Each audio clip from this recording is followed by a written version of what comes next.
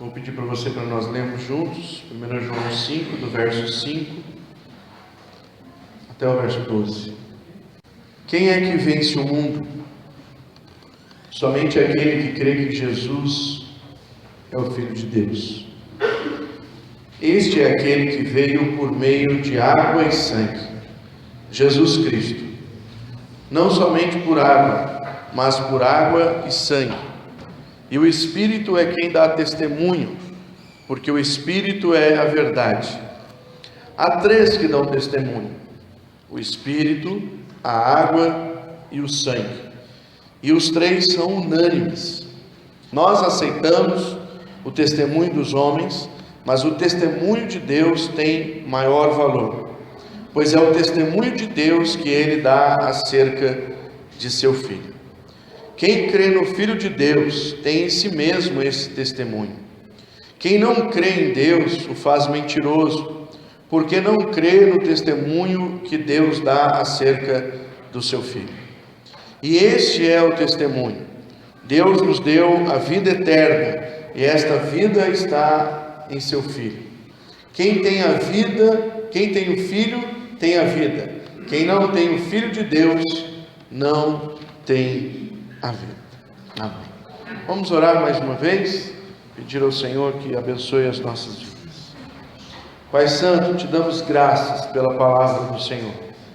Sabemos que a tua palavra é vida para as nossas almas. Sabemos, ó Deus, que é alimento, ó Deus, para o nosso espírito. Confiamos, ó Deus, que a tua palavra é a única verdade. Reconhecemos nela, Senhor, a nossa regra de fé e prática. Reconhecemos, ó Deus, que a tua palavra é soprada pelo Senhor, ela vem de ti. Não desconfiamos, ó Deus, da tua palavra. E nesta noite nós carecemos, ó Deus, da ação do teu Espírito Santo nas nossas vidas. Nós precisamos, ó Deus, de ter o nosso coração aberto, ó Deus, a nossa mente, ó Deus, interessada na tua palavra. Que o Senhor, ó Deus, nos dê estas condições para que a palavra do Senhor seja, ó Deus, instrumento na nossa vida nesta noite. Reconhecemos, ó Deus, os nossos pecados e clamamos a tua misericórdia sobre nós. Que o sangue do teu Filho Jesus nos purifique, ó Deus, de toda injustiça e de todo pecado. E que o Senhor, ó Deus, haja por meio do teu Espírito em cada coração que está ouvindo a tua palavra, ó Deus, neste momento. É o que eu oro, peço ao Senhor, no nome bendito do teu Filho amado, o nosso Senhor Jesus Cristo. Amém. Muito bem, irmãos, nós chegamos então aqui no capítulo 5. Semana passada vimos a respeito daqueles que são nascidos de Deus, e hoje nós vamos continuar o texto a partir do verso 6. Eu li o verso 5 novamente para vocês entenderem o contexto de que a partir do verso 6, o apóstolo João está falando a respeito de Jesus Cristo, o Filho de Deus. E nesse momento agora o apóstolo João vai falar que é Deus quem dá testemunho de Jesus. É o próprio Deus eterno, o Senhor Jeová, conhecido dos israelitas, aquele que ministrou a palavra de Deus através de homens como Abraão, Moisés, aquele que entregou a lei para Moisés, aquele que levou o povo do Egito a se tornar uma nação de Israel. É esse Deus que preservou a sua palavra e enviou o Messias.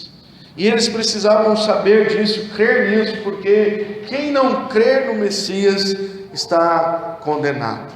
Então, há várias passagens, irmãos, que no Novo Testamento mostram Deus se colocando como testemunha. O próprio Deus falando que Ele é testemunha. E aqui eu queria lembrar com vocês duas passagens. Uma está em 1 Samuel, capítulo 12. Só para a gente entender esse contexto, porque Deus vai se apresentar aqui como testemunha no Evangelho de João, na carta de João, e os seus leitores, eles estavam conscientes disso, de que Deus realmente, muitas vezes, se colocou como testemunha para o povo dele, o povo de Israel. Então, em 1 Samuel, capítulo 12, do verso 1 ao 5, O profeta Samuel vai dizer que Deus é testemunha daquilo que estava acontecendo naquele momento. Veja o texto. Samuel disse a todo o Israel: atendi tudo que vocês me pediram e estabeleci um rei para vocês. Agora vocês têm um rei que os governará. Quanto a mim, estou velho, de cabelos brancos, e meus filhos estão aqui com vocês. Tenho vivido diante de vocês desde a minha juventude até agora. Aqui estou. Se tomei um boi ou um jumento de alguém, ou se explorei ou oprimi alguém, ou se das mãos de alguém aceitei suborno, fechando os olhos para a sua culpa, testemunhem contra mim na presença do Senhor e do seu ungido. Se alguma destas coisas pratiquei, eu farei restituição. E responderam: tu não nos explorastes, nem nos oprimiste, tu não tirastes coisa alguma das mãos de ninguém. Samuel disse: o Senhor é testemunha diante de vocês, como também o seu ungido é hoje testemunha de que vocês não encontraram culpa alguma nas minhas mãos. E o povo respondeu: ele, Deus, é testemunha. Então o povo de Israel estava sempre entendendo que em alguns momentos, atos da história, Deus se colocava ali como testemunha. Vamos para o último livro do Velho Testamento, o livro de Malaquias, é o vizinho de Mateus aí, o último livro do Antigo Testamento. E olha que interessante, um outro momento em que o próprio Deus vai dizer ao povo que ele é testemunha. Malaquias, no capítulo 2, o verso 13 e o verso 14. Tá? Malaquias 2, do 13 ao 14. Diz assim a palavra do Senhor: a outra coisa que vocês fazem, enchem de lágrimas o altar do Senhor, choram e gemem, porque ele já não dá atenção às suas ofertas, nem as aceita com prazer, e vocês ainda perguntam: por quê? É porque o Senhor é testemunha entre você e a mulher da sua mocidade, pois você não cumpriu a promessa de fidelidade, embora ela fosse a sua companheira, a mulher do seu acordo matrimonial. Então veja, irmãos, dois textos. Um de um profeta que está terminando o seu ministério, que agora era também o último sacerdote e rei dado por Deus naquele momento, Ele era não só o sacerdote, mas ele governava o povo, Samuel. E naquele momento que ele vai passar a direção do povo para o rei Saul, ele chama o povo e ele diz: o Senhor é testemunha entre nós. E aí ele vai dizer: se eu defraudei alguém, se eu cobrei alguma coisa que não era devido, se eu fiz vistas grossas a alguém porque alguém me financiou, me favoreceu, digam isso agora diante de mim e diante do rei. E o Senhor é por testemunha deste momento, diz o profeta Samuel. E o povo respondeu: você não tirou nada de nós, ele é testemunha. Chamam então a presença de Deus como testemunha.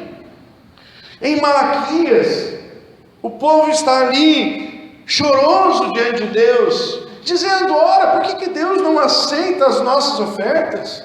Por que Deus não aceita o nosso culto? Por que Deus não aceita a nossa gratidão? Por que Deus faz isso? Deus responde: eu não aceito a oferta de vocês, porque vocês quebraram a aliança, com a mulher da sua mocidade.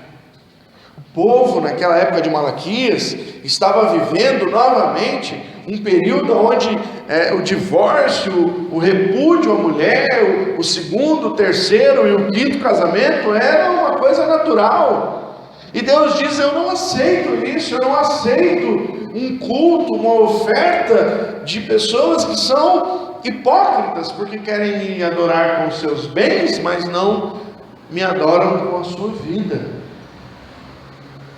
E Deus vai dizer o seguinte: olha, eu sou testemunha da aliança que você teve com a sua primeira esposa, com a mulher da sua mocidade. E é essa aliança que vale diante de Deus. Então Deus cobra do povo que eles mudassem o seu comportamento, o seu coração nessa questão aí, para depois irem ofertar. Deus é testemunha.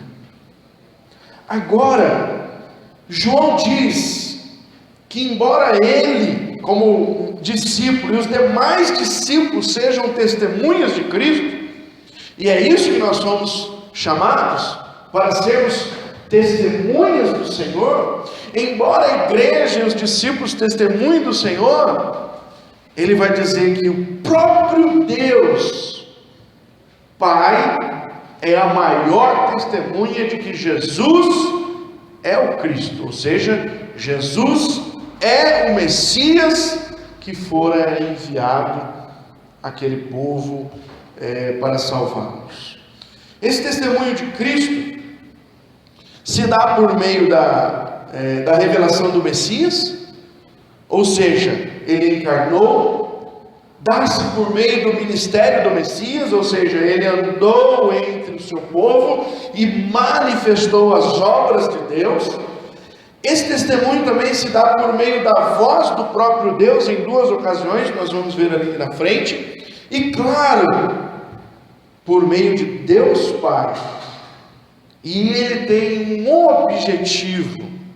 E qual é o objetivo de Deus Pai? Testemunhar e se colocar aqui, como João falando, que ele é testemunho do Filho. Deus Pai tem um objetivo. O objetivo é que todas as pessoas entendam que Jesus é o Messias. Esse é o alvo de Deus, o projeto de Deus. É isso que Paulo escreve ao seu filho na fé, Timóteo. A vontade de Deus é que todos os homens cheguem ao conhecimento da verdade. A vontade de Deus é que todos os homens ouçam a palavra. A vontade de Deus é que todos os homens se arrependam. A vontade de Deus é que todos os homens sejam salvos. Essa é a vontade de Deus. O propósito de Deus, então, é que Jesus Cristo seja testemunhado. E como esse é o propósito de Deus Pai, Ele mesmo se tornou testemunha do nosso Senhor Jesus Cristo. E nós vamos ver isso aqui nesse texto, como nós conseguimos compreender que Jesus é o Cristo. E por que João está tocando nesse assunto? Vamos relembrar o contexto desse povo. Esse povo convivia com alguns gnósticos que diziam: olha, esse Cristo aí que vocês dizem, ele não é o Messias não. O Messias, na verdade, é uma forma, é um espírito. O Messias assumiu Jesus na hora do batismo, andou com ele até a hora da cruz. Na hora da cruz, saiu fora e deixou ele lá. O Messias, na verdade, é uma ação espiritual para esses homens aqui que eram gnósticos. E João está refutando, porque esse ensinamento está entrando dentro da igreja.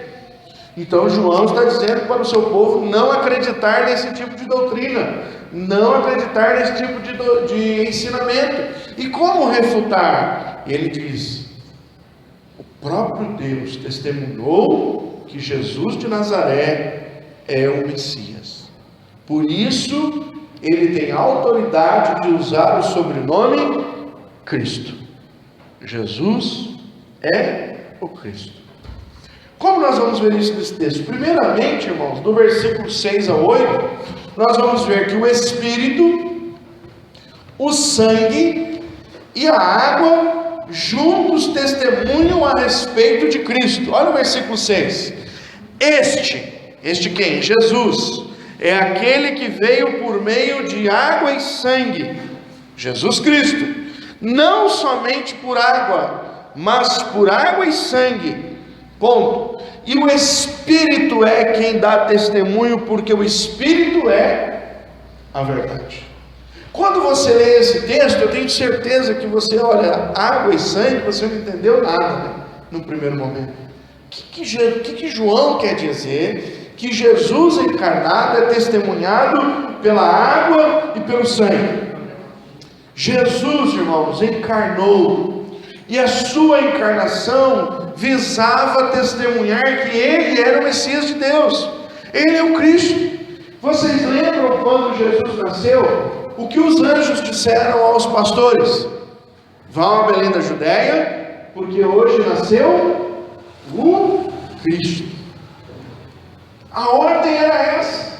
Os 3 reis estavam estudando pelas estrelas e entenderam que quando aquela estrela aparecesse, era então um sinal de que havia nascido o Cristo. Então Deus estava manifestando na encarnação de Jesus que Ele era o que? Cristo. Agora, nós percebemos o que? Que no momento em que Jesus nasce, até o momento em que Jesus vai começar o seu ministério, passaram 30 anos. E nesses 30 anos só há uma referência a respeito de Jesus.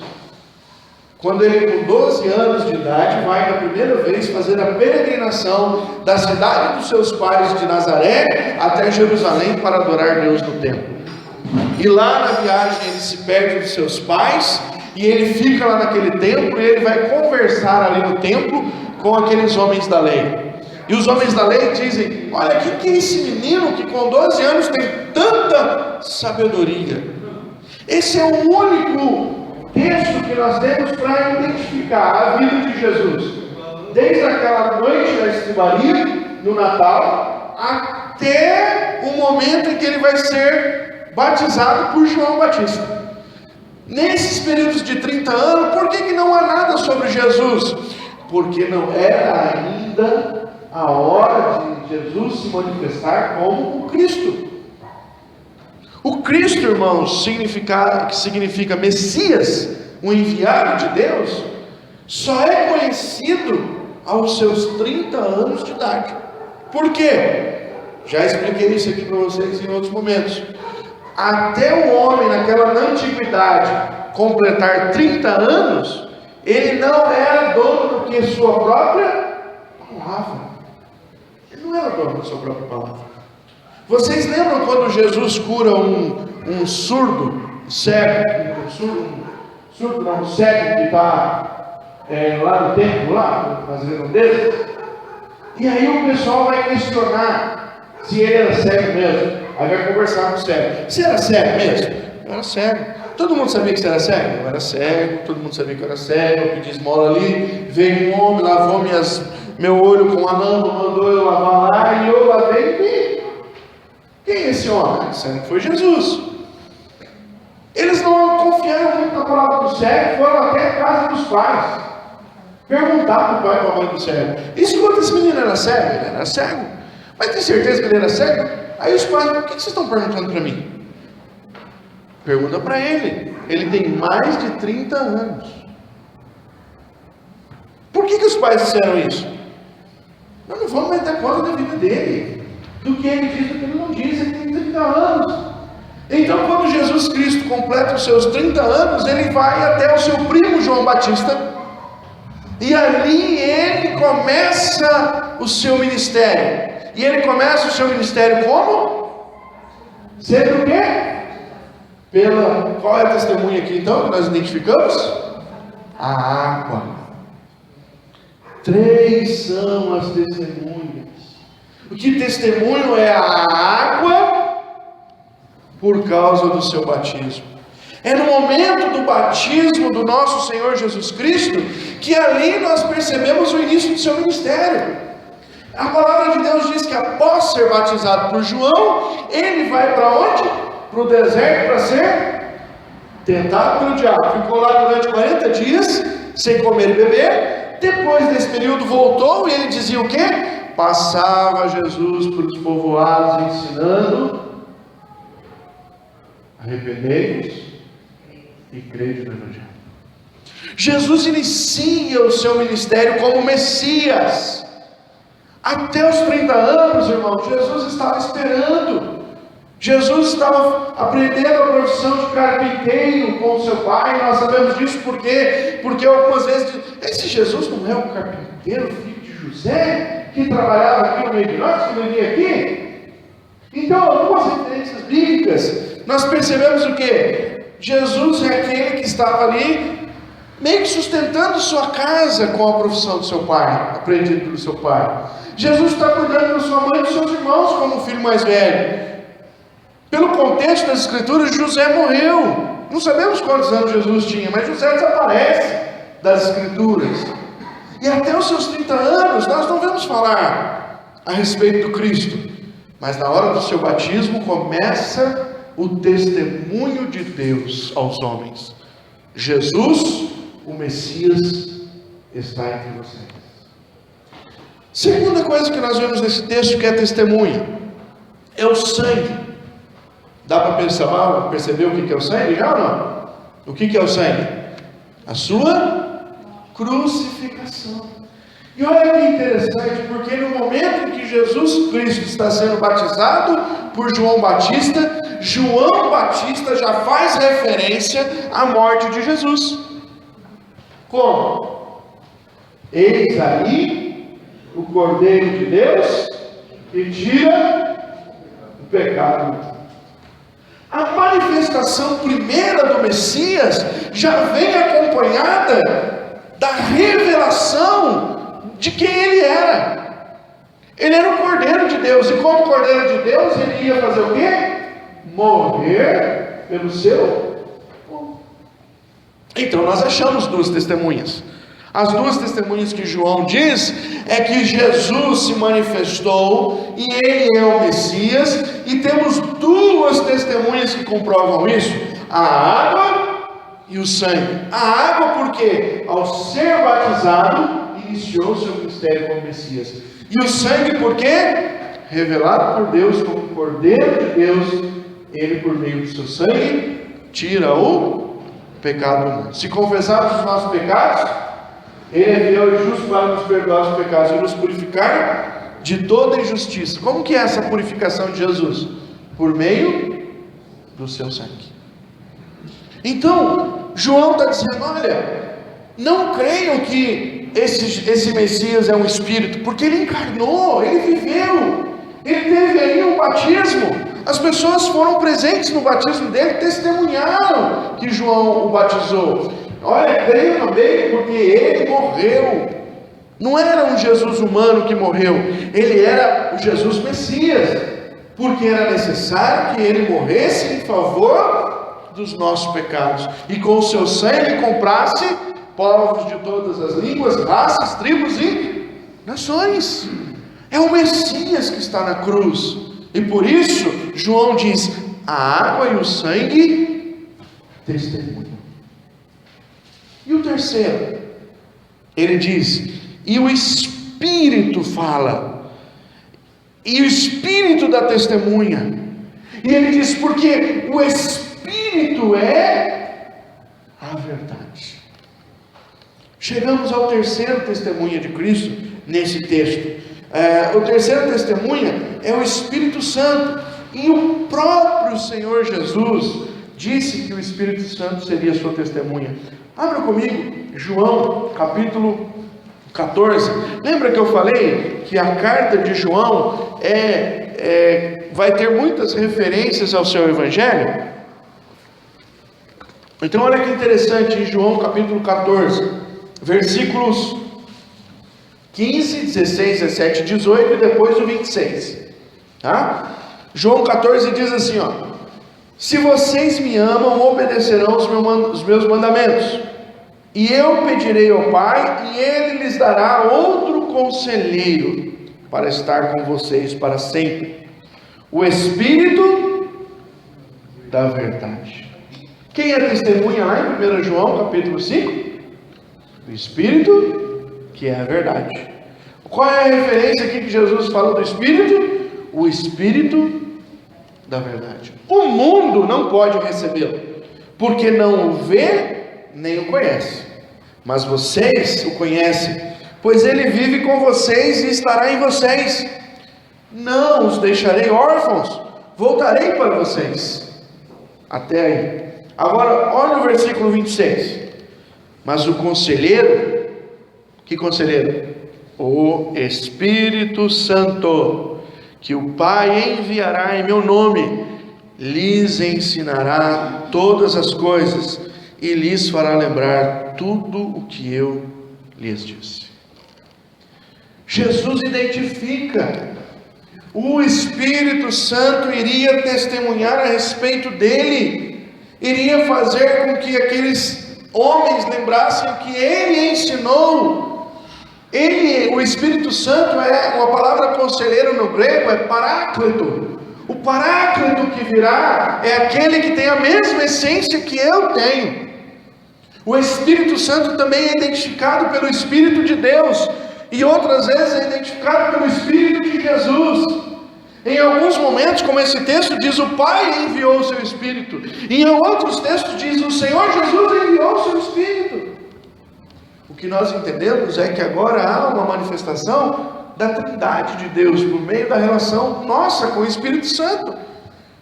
O Espírito, vocês conhecem, por quê? Porque ele está entre vocês. Os discípulos já tinham experimentado a ação do Espírito Santo até esse momento? Já. Quando? Quando o Senhor deu a eles autoridade para irem expulsar demônios, pregarem a sua palavra, curar os enfermos. Quem os capacitou para fazer isso? O Espírito Santo. E Jesus disse, vocês conhecem, vocês estão vendo, a manifestação do Espírito está entre vocês, ele está entre vocês, mas depois que eu for, eu enviarei e ele estará em vós. Vocês terão uma maior intimidade e ele vos ensinará, ele testemunhará quem eu sou. Querido João, é claro que nós podemos identificar que Jesus é o Cristo. Por quê? Porque a água, o sangue e o Espírito Santo são testemunhas para isso. Amém? No versículo 9, nós vemos João elaborar e manifestar uma outra questão, quando ele diz, o próprio Pai. Olha aí o versículo 9. Nós aceitamos o testemunho dos homens, mas o testemunho de Deus tem maior valor, pois é o testemunho de Deus que ele dá acerca do seu Filho. Duas coisas interessantes aqui. A primeira coisa interessante é que João está identificando que esse testemunho do Espírito Santo no verso 8 é o testemunho do próprio Deus, ou seja, o Espírito Santo é Deus. Jesus é o Messias, Deus Pai está aí, sendo como o conteúdo da mensagem, como aquele que revela o testemunho de Jesus, e agora o Deus Espírito está manifestando esse testemunho a todos nós. Mas há uma coisa que ao ler aqui eu lembrei, que o próprio Pai manifestou duas vezes audivelmente que Jesus Cristo era o seu Filho. Quando foi? Primeira vez no batismo, lembra? Jesus é batizado por João, e aí na hora que Jesus está sendo batizado, duas coisas acontecem. Primeira coisa, o Espírito pousa sobre ele como forma de pomba. E João relata como uma ação de que as pessoas viram. Eis aí o Espírito sobre ele. Ok? E no momento que Jesus sai das águas, ouve-se uma voz do céu que diz, este é o meu Filho amado, em quem me alegro, em quem comprazo, em quem tenho prazer. E as pessoas ouviram. Deus testemunhou a respeito do seu Filho. Aqueles que estavam ali perceberam que estava iniciando o caminho do Jesus Messias. E a segunda vez? Na transfiguração. Quando Pedro, Tiago, João e Jesus sobem ao monte, Jesus é transfigurado. Aparece ao seu lado Moisés e Elias, ok? E eles têm um momento ali que Pedro fica em êxtase. Ele diz: fiquemos aqui, façamos 3 tendas, uma para o Senhor, uma para Moisés, uma para Elias. Bom estarmos aqui. E aí, quando Jesus assume novamente a sua forma, Elias desaparece, Moisés desaparece, eles olham e eles dizem: acabou? Só isso? Aí Deus dá um presente para eles. Deus fala no monte: este é o meu filho, a ele ouve. Olha, testemunho de Deus para notificar para identificar no coração desses irmãos que Jesus Cristo era o Messias. Quem estava no monte na transfiguração? Pedro, Tiago e João. Quem é a carta que nós estamos lendo? Eu creio que João aqui deu uma lembradinha desse dia no momento de escrever. O Pai testemunha, o Espírito testemunha. Gente, eu estou falando que eu estava lá. Cristo, Jesus é o Cristo. Não é uma questão de espírito, não é um fantasma, não é uma alusão a alguma situação, não é um aparecimento de OVNI, gente. Não é isso. Vocês estão sendo ludibriados. Ele é o Senhor. Eu ouvi, o Pai falou, o testemunho do Espírito está entre nós, o sangue é testemunha, a água é testemunha. Nós somos testemunhas do verdadeiro Messias. Amém? E no terceiro ponto que nós vamos ver aí, é o testemunho do Pai, que tem um objetivo. Por que João está agora preocupado em falar para este povo que o Pai está testemunhando que Jesus é o Messias? No versículo 10 ao 12 nós vemos um objetivo. É preciso, irmãos, entender que em todo momento que nós ouvimos a palavra de Deus, e que nós meditamos na palavra de Deus, e que a palavra de Deus ela é escrita e ela é analisada, ela tem um alvo. Hebreus diz isso: a palavra de Deus é mais cortante do que faca de 2 gumes, ela é capaz de penetrar no ser humano. A palavra de Deus ela precisa ser exposta, porque só a palavra de Deus tem o poder. A fé vem pelo ouvir e ouvir a palavra. E agora nós estamos aqui diante da palavra que João vai escrever e dizer: olha, tem um objetivo de entender que Jesus é o Messias por meio da água, do sangue e do Espírito. Qual é esse objetivo? Qual é o alvo disso? Versículo 10: quem crê no Filho de Deus tem em si mesmo esse testemunho. O primeiro objetivo que eu vejo aqui, irmãos, é a nossa identificação com o testemunho, minha e sua. O que você é para Jesus? Você já pensou? O que você está fazendo neste mundo? Leia Atos comigo, capítulo 1.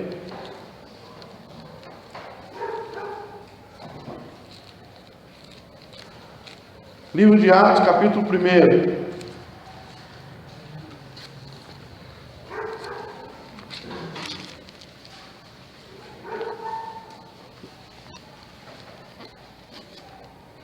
Versículo 8: mas receberão poder quando o Espírito Santo, que é o quê? Uma testemunha. Quando o Espírito Santo descer sobre vocês, e vocês vão se tornar o quê?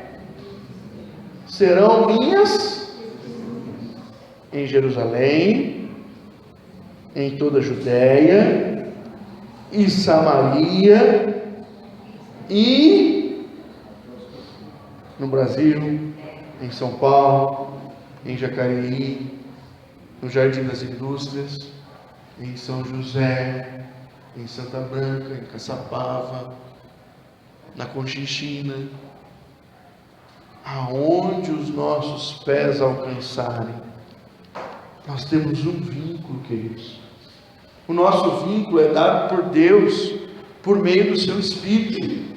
É impossível, irmãos, presta atenção, é impossível uma pessoa ser um cristão e não ser testemunha. É impossível. É impossível um cristão fiel a Deus não ser um missionário de Deus, não falar, não pregar, não andar segundo os seus mandamentos. Se isso acontece é porque ele na verdade não é um cristão, ele acha que é um cristão. Olha o versículo 10, quem crê no Filho de Deus tem em si mesmo o testemunho. Esse testemunho faz parte de mim. Esse testemunho está enraizado na minha vida. Esse testemunho está pleno em mim por causa da ação do Espírito de Deus. Qual é o alvo de Deus? Quem não crê em Deus o faz mentiroso. Olha aqui de novo, Deus chamando para si a responsabilidade. Quem é testemunha entre você e a mulher da sua mocidade lá em Malaquias? Deus. Eu sou testemunha. Quem é testemunha entre Samuel e o povo e o rei? Deus. Eu sou testemunha. Deus chama para si a responsabilidade. E aqui novamente, quem é o testemunha? Deus. Porque não crê no testemunho que Deus dá acerca do seu Filho. O objetivo de Deus é este: de que, sendo testemunha de Cristo, o sangue, a água, o Espírito, todas as pessoas consigam compreender que isso vem de Deus e que Jesus é realmente o Cristo enviado por Ele. E o que isso vai dar como fruto? Verso 11. E esse é o testemunho. Ora, se tem testemunha, tem que ter um testemunho. O que a testemunha faz? Ela testemunha. Se ela não falar, se ela não tiver um testemunho para dar, ela não é uma testemunha.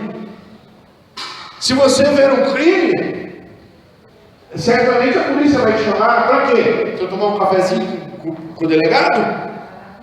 Para você falar aquilo que você viu. Você vai dar testemunho. Olha aqui, que testemunho? Como é esse testemunho? No que ele consiste? O testemunho é esse: Deus nos deu a vida eterna, e essa vida está em seu Filho. Qual é o propósito de Deus, irmãos?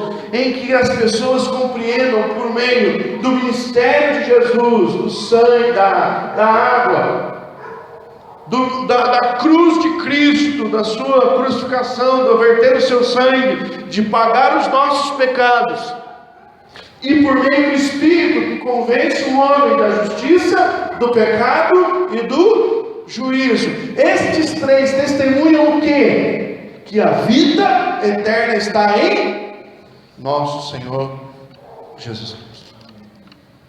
E se nós queremos ter a vida eterna, nós temos que entregar a nossa vida para Jesus, e num momento de fé, aceitar a sua salvação, o seu presente, a sua graça imensurável, que paga os nossos pecados, as nossas contas, porque nós não conseguimos pagar. Que diante de Deus nós somos sempre no vermelho, que diante de Deus nós nunca vamos alcançar ao seu grau de justiça. Então o seu Filho é enviado, o Messias, conhecido no batismo, identificado na cruz, água, sangue, e proclamado pelo Espírito, é o Senhor que nos garante a vida eterna.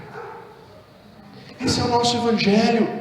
Esse é o Evangelho de Deus, que deseja que toda criatura seja salva, que deseja que os crentes em todo tempo, em todo lugar, proclamem que Jesus é o caminho, a verdade, e ninguém vai ao Pai.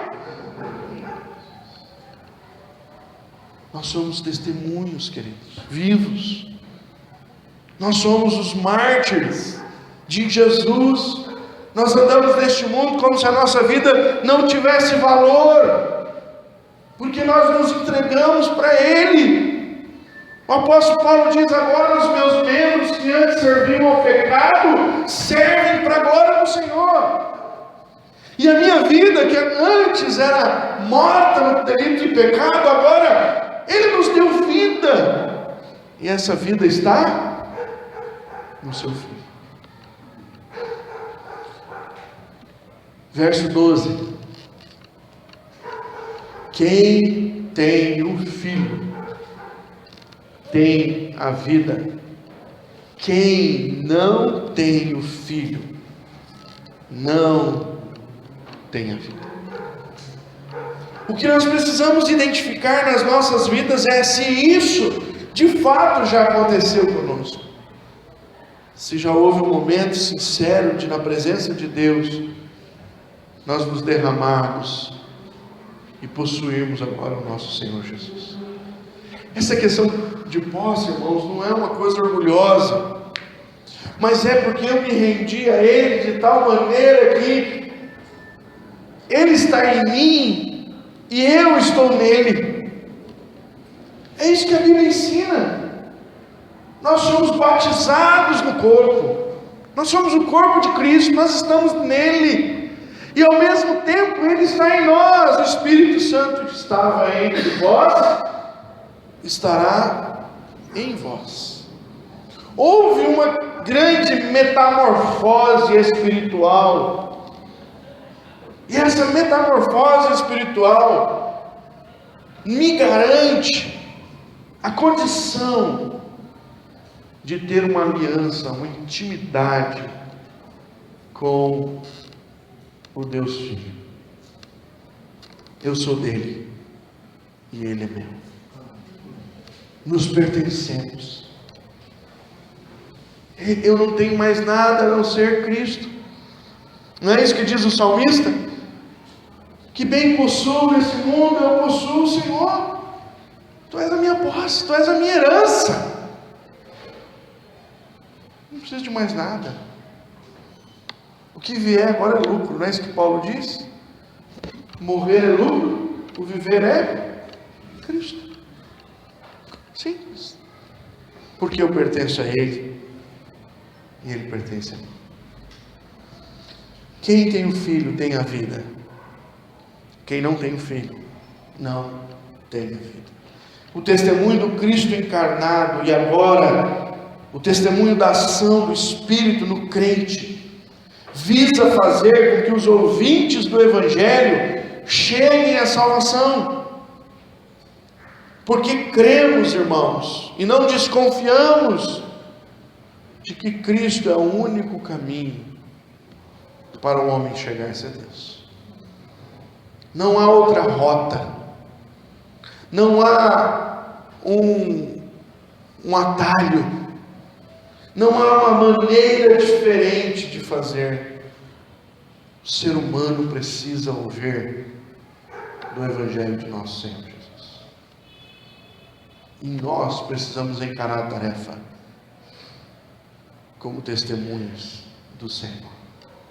Porque foi para isso que nós fomos chamados. Logo nós, a Igreja de Cristo, somos cooperadores no anúncio dessa verdade. Fomos convidados. Deus não precisa de nós, mas nós fomos convidados. Os anjos quiseram falar, mas Deus não. Quem fala são os homens, são os discípulos que vão falar. Somos nós que temos a honra de levarmos outras pessoas e colocá-las no reino de Deus.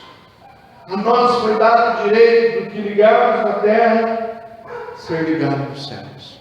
A nós foi dada a graça de podermos acompanhar alguém até o trono de glória do nosso Senhor Deus.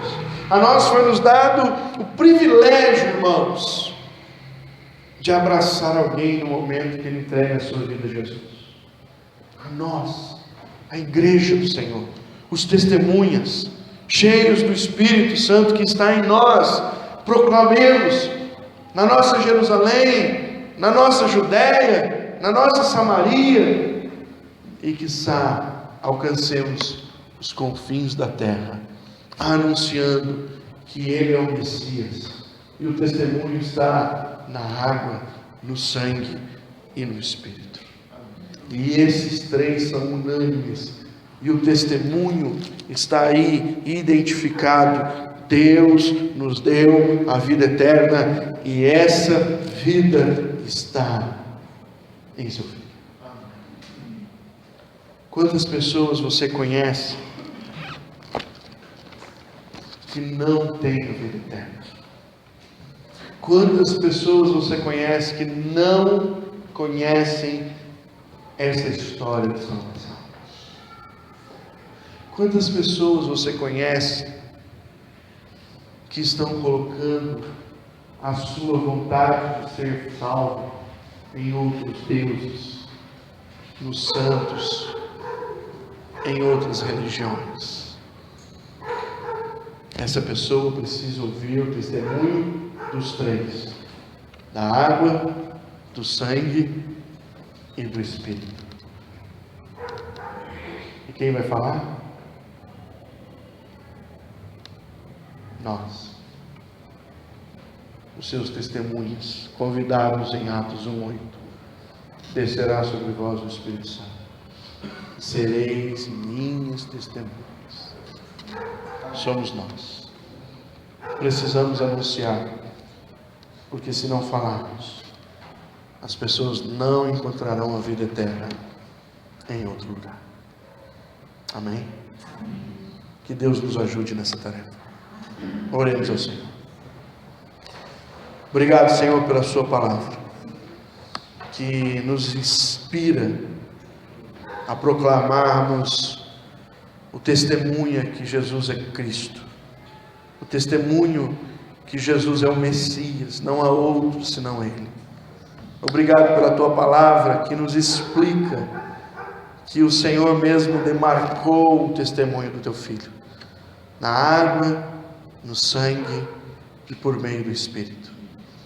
E o Senhor nos chama como testemunhas dessa verdade, porque o testemunho é este: que a vida eterna nos foi dada, e a vida eterna está no Filho.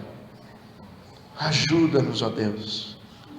Ajuda-nos, ó Deus, a falarmos àqueles que precisam do teu amor incondicional, porque o desejo do Senhor é que todo homem chegue ao conhecimento da salvação. Dá-nos esta força que vem de ti. Oramos isso em nome de Jesus. Amém.